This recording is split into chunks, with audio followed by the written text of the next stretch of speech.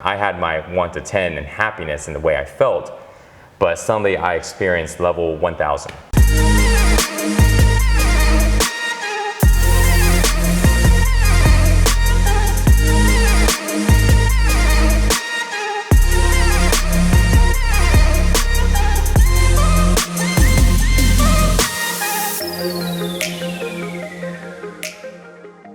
It was an event in Utah back in the date was February 2nd, 2015. And I went to this event. It was a 4-day mastermind event, about 70, 80 entrepreneurs and game changers, influencers. I went for 4 days, and at the last day, I experienced this, I'll just say this extraordinary experience over a course of 6 hours from doing a lot of different stuff. And the end of that 6 hours, my entire state of being, energy, mind, everything changed. Miraculous healings. Like I had injuries I was dealing with for almost a year and it healed within hours. Whoa. My mind was chattering, mind chatter. It's like constant. It went silent. Boom, it was off. And I was like, oh shit. And then my mind expanded like a computer. Everybody who's watching this is going to be looking up baby bathwater like now. Well, I'm going to go like. Mike and Hollis who? Yeah. Michael Lovitch, right? Lovitch. Oh yeah, Michael Lovitch. There he goes, yeah. Yeah, he's a good friend of mine too from San Diego, right? Yeah. And so I always remember that event because that was the starting point. And when I experienced this super high level of happiness and consciousness, I didn't know what the heck was happening, And from there, all I knew was that I've experienced the best thing that I've ever experienced in my life. But this was literally something that you stumbled into, a state of straight up. I did not even plan it. And you wouldn't even know how to get back there again, right? That's what the last 5 years was about. So it's how to figure out how to get back there. How to create that synaptic pathway and open it and broaden it so you can step into that state. I know how to do it now. Okay. But back then, I didn't even know what happened. Yeah, he was like, where the fuck am I? I don't know what happened. People ask me, I was telling people, I feel like I have helium inside of me. Yeah. I was literally floating. I was as close to levitating off the ground without getting off the ground. I was looking at my arms were just floating. My chest was it's like imagine someone lifting up by the back of your shirt. How are you gonna be? You're gonna be like, whoa. It's like you're walking all weird because you have all this helium in you. You have strings. I was like that. I'm like, this isn't my body. But this is a feeling inside, right? This is just like a feeling It's a physical thing. Yeah. It's like imagine if you are being lifted up and it's like there's less gravity. It's not just this feeling inside no, you're walking, you're like, whoa, look at me. Whoa, look at me. I'm not even trying to do this. I'm on the moon. Yeah, straight up. Your body moving is changed. This. So it wasn't just this perception change. That was happening. But it was like a physical thing too. All this stuff. And I had no idea what was going on. But yet, it was the best experience and best feeling and best joy. Everything that I can experience in life was the best, that nothing could even touch it. And the biggest thing about that was when we talk about reference point, coming back to that, the way I felt before to where you had that scale 1 to 10. Now, normally people ask me if I'm happy. I'll say I'm pretty happy. I list the reasons why. Money's not a problem. I've got a great body, business, friends, all this stuff. So I'm good. I've got stress, but so what? Now, the way I was feeling then when I compared to how I was feeling before going to the event, it was like death. It was like I'd rather die than go back to this happy now that you've feeling. Experienced this. It was just an entirely different scale of joy. And it was because of that I realized I never want to go back to that. If I go back to that, I'm going to shoot myself. This is like flying first class. Ever since I started flying first class, I will never go back to flying coach again because I was I even knew it beforehand. One of my friends, Chris Winters and Rob Jones, they were both bugging me dude, you should just try it once. You're not even going to feel it in your bank account. Why don't you just do it? Come on. I'm afraid if I do it, I'll always do it. And I'll just be throwing away money. Now I can't. Right. Yeah, you're exactly right. And now I'm actually okay, I'm happy that I tried it. Yeah. All right, so how important do you think it is to have a clear vision of your destination, some sort of blueprint that you can follow if you're trying to get somewhere in life? It's very important. If somebody doesn't have it, they basically they're not as intentional with their actions, versus somebody that has it. But there's a lot of people that want to be successful, but they don't have that blueprint or they don't have that clear vision of where they want to go. And so what happens is they lack action. They go, well, I'm just going to wait until I have that. But the thing is, no, actually still just go for it, because whether or not you have it or not, you still want to move forward, because action creates momentum and it creates opportunities. And sometimes you just need that right thing. But having that is so much more powerful, because all the energy and tension can just drive directly to it, you know? Yeah, like if somebody wanted to get a six-pack, is it like one person will just go out to the gym and just try to do it, and another person will find a blueprint, like a system that they'll follow, somebody else who's already achieved the six-pack, and I'm going to follow their system? Do you identify with both of those? Both is okay. Yeah. I think the answer is some people gravitate towards one versus the other.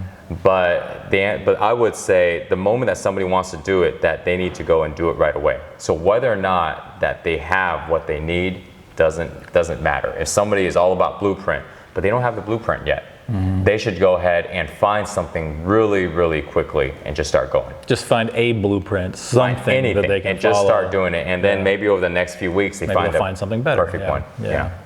What about a mentor? How important do you think it is to have somebody that you can go to talk about, either whether it's health or wealth or just happiness in general, that you have somebody that cares about you and your success in life, that will lend you their support and give you guidance and give you some wisdom along the way? How important is that? And maybe versus somebody who just like goes at it alone in life? I think this is an interesting question, because it's pretty obvious that a mentor will have information that somebody doesn't have, experience and tips and all this stuff.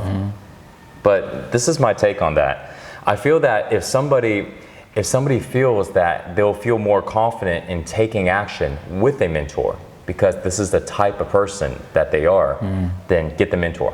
If a person don't care to have a mentor, like they'll constantly take action, and even if they're going the long way, we don't really ever know, but even if they're constantly taking, just as long as they're constantly taking action and constantly moving forward and they're feeling good about it, then they don't need a mentor. They are where they're supposed to be, sort of, so to speak. Yeah, because some people, you meet them, you talk to them, hey, what's going on with your business? And they may not have gotten really far, but they're super excited about what they're doing, and they're gaining a little results, and they're just happy about where they're at, and they just love what they're doing. They're just going to continue forward. So does this person need a mentor? Probably not. But then there's another person that maybe is doing the same results. How are you doing?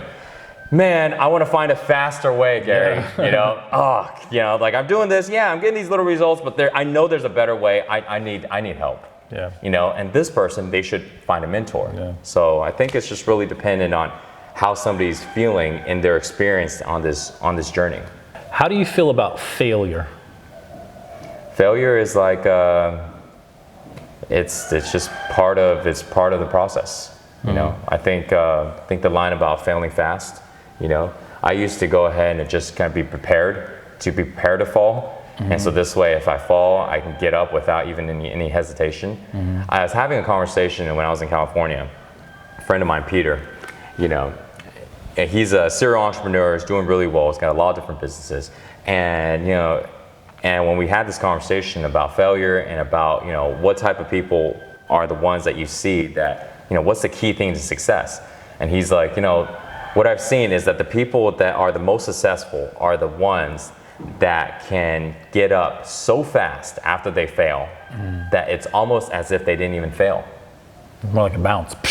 Like a bounce. Boom, you just lost this money. You just made a mistake. Right back to it. Okay. You bounce higher than right. You just lost this thing. You just made it. Okay, cool. All right, we'll just keep going. It's like it wasn't even a failure. Those are the people that are continuously going. And on that note, we just started training together a little while ago. He's like crushing it on his physical training too, even though he's never big on just doing physical training, but it's because he has that right mindset. Right. I always tell my students, it's important to be able to identify what I term your superpower or some sort of super skill, like what you're great at. Yeah. And also to be aware of what your deficits are or your kryptonite. So thinking in terms of superpower and kryptonite. Does that resonate with you? Completely. 100%. I think something that somebody's good at, they also need to enjoy it. And so, because if they're good at it and they don't enjoy it, then they're constantly doing something that doesn't naturally flow out, like we were talking about before. Now it becomes forced. So they're doing it because they're good at it. They're doing it because their mom told them to, or whatever reasons. So maybe they're good at it, but they're not really enjoying it. So then they feel unfulfilled in some way. Bingo. Yeah. And so the way that somebody can find out, one of the easiest ways to find out if somebody enjoys it is whether or not they're gaining energy from doing it. How can a person gauge that energy? Simple. If somebody doesn't have energy, they feel tired. They feel drained. So if you're going to work every day and you're coming home feeling tired, then something they're doing. It may not be the whole entire business, but it could be. Yeah, it could be something. It could be dealing with these people. It could be in this department. It could be this particular project or task, but something. Yeah, because I can say, like, with my business in general, I'm kind of disappointed when I have to stop working for the day. I don't want to work I definitely don't want to work 12, 16 hours a day. But at the same time, this is work. I enjoy the hell out of this, And when I go home, So it's not just this, but it's everything that I choose to do in my life.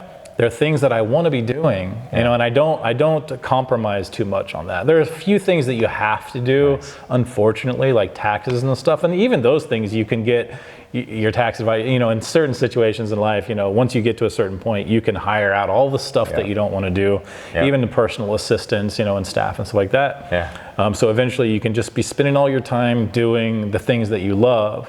But that's the point, I think, for the superpower versus the kryptonite, is that you really should be spending all of your time utilizing your greatest skill set. And also doing the things that you love, doing the things that you enjoy. And if you have all day, if you have 24 hours in a day, and you have to spend your time, part of your time brushing your teeth, taking a shower, getting dressed, cooking your breakfast, running errands, going out and an hour back to do an errand, then you got to go to the bank and you got to do all this stuff.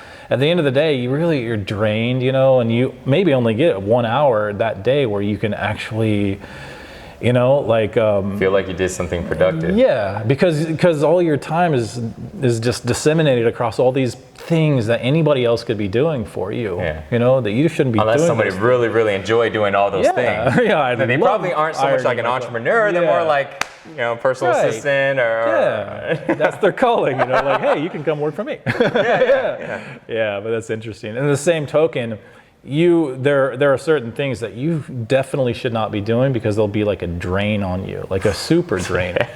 And if you want to get somewhere fast, if you want to have success, it's like focus your energy on the things that you love, the things that you're great at, and just avoid. It's a catch-22 a lot of times, because a lot of times when someone hears that, the first thing is like, well, Gerry, I don't have the money to find someone to do the things that I don't like to do, but yet it's necessary in my business. And that's where kind of like the resiliency comes in. It's like stress resiliency. It's like, this thing usually, I don't enjoy it. It usually will get me to feel a stress from 1 to 10, get me to a stress 8, because I just really don't like doing it.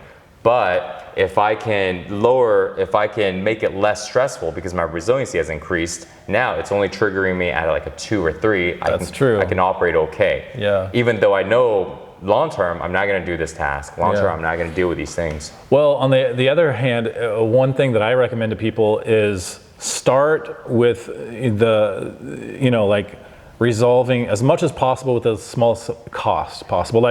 You can get, from the Philippines, a lot of time you can get like a virtual assistant for like $300 a month or something like that. It's hard to make the argument that I can't afford that. Some people, maybe they don't feel that they can, but you can figure out a way to come up with $300 a month. That person can eliminate like half of your time, like half of the stuff at least that you do every day. That virtual assistant can probably do for you, literally. And now for that $300, you've just eliminated 50% of your workload, and then now you have half of your day to do, those things. You have another half of your day that's just opened up, and you'll be able to make more money and start hiring more people. Now you get a physical, assistant, or 2, and then it all kind of goes from there. I can imagine right now with which I feel like digital nomadic lifestyle is really growing. That you must get so many people asking you about outsourcing, asking you about how to work remotely and things like that. That's something that I'm currently working on learning more on, because before my office was all one place, one city. I work with people directly, and there's a different way to work with people when you're having to do meetings, Skype calls or video calls and all this stuff, and remote team. Okay, so before I ask my final question, because we got to wrap this up, is there any place that people can find you online? Somebody wants to learn more about you, or? Yeah, so I don't know when this interview is going to go out there. We're currently working on a site and getting it up. It's not live yet. It'll be called spiritualsixpack.com. Cool. Yeah, tying in spirituality and fitness together. Nice. Do you have any social media channels or anything you'd like to put out there? Yeah, Instagram, MikeChangOfficial. MikeChangOfficial. Okay. Yeah, and YouTube, just Mike Chang. Mike Chang. Okay. Yeah. Cool. So go look him up. He's got, I'm sure, just all kinds of great content, as you can hear from the interview. I mean, a wealth of knowledge. Last question for you, maybe a hard one, but what is, you said you spent 4 or 5 years just like pursuing happiness, trying to find that path. Yeah. What is happiness? So happiness, I feel, is being able to have like a peace of mind and freedom in our mind, peace and freedom in our body and in our mind. And what that means is, like, for our body to have peace means we're not constantly in discomfort, we're not constantly suffering, we're not constantly in pain, agitation. Freedom in our body is the freedom to do what we want without restrictions, restraining. So let's say I want to roll around, so I can do it. So it's not just physically, maybe the ground is too hard and I can't physically do it. There's that aspect. But there's also literally, it will feel too self-conscious to roll around right now. And so it's just like dancing. Anybody can sit there and do this, or just whatever, right? But they won't do it on a dance floor. And this is what I mean by the lack of freedom in their body and their mind. And it's because they feel too conscious, they're judging themselves, all this stuff. And in their mind, the same idea. Having peace means being able to relax, not having to constantly do, or not having to figure things out. But when the mind can relax, we can be at peace. The freedom in our mind means the ability to be able to operate outside of structure, outside of framework. We know we need to wake up this morning, do these things, all this stuff, but the structure doesn't conform our life. If we go, all right, I'm now going to be done with the structure, I'm going to go and do something different. We have the ability to, versus having the structure that actually helped our life now be the cage of our life. And I'm sure there's conversations about golden handcuffs, people striving business for freedom. And now they're like a prisoner of their business. Oh man, I wish I had a vacation. What you're the owner of the company. Awesome answer, man. What's your thought on peace, on happiness? Yeah, happiness. What is happiness? It's very much that same thing. Like when I came to Bali, my mission has been to explore ultimate freedom. In fact, that's my whole company is ultimate freedom, right? And so it's just exploring. For me, it's more like it's the question of financial freedom versus ultimate freedom, because so many people in the world are pursuing financial freedom, but they don't even know why. So I look at financial freedom like it's a doorway. That's all it is. It's a doorway, and it's what lies on the other side of that door. That's ultimate freedom. That's the moment you wake up and say, like, oh shit, I thought I was pursuing financial freedom, but in fact, it's what lies on the other side of that doorway, and I don't even know what that is. So now it's an opportunity to really explore what it is that matters to you so much. So what is it that lay on the other side? I think part of freedom is a feeling, is just literally a feeling that you can walk down the beach and you can hold somebody's hand and you can just realize in the moment that there's nothing pulling you back. There's nothing propelling you forward, that you could just be right here, right now, and just, this is a moment of freedom, and just recognizing those moments and being happy. Just being happy that you are where you are right now in that moment. And so it's just it's trying to recreate that feeling more and more often, so that you're perpetually in a state of peace and ease and happiness and freedom. Nice. So it's more about a feeling than it is anything. People get wrapped up like, thinking that freedom and peace and happiness are a certain thing. It's not. It's just a feeling. Yeah. And it's a feeling that you can recreate just through the experiences that you create in your life, Yeah. And it's literally as easy. Some people will spend 20 years chasing financial freedom, which is a very difficult path for many people.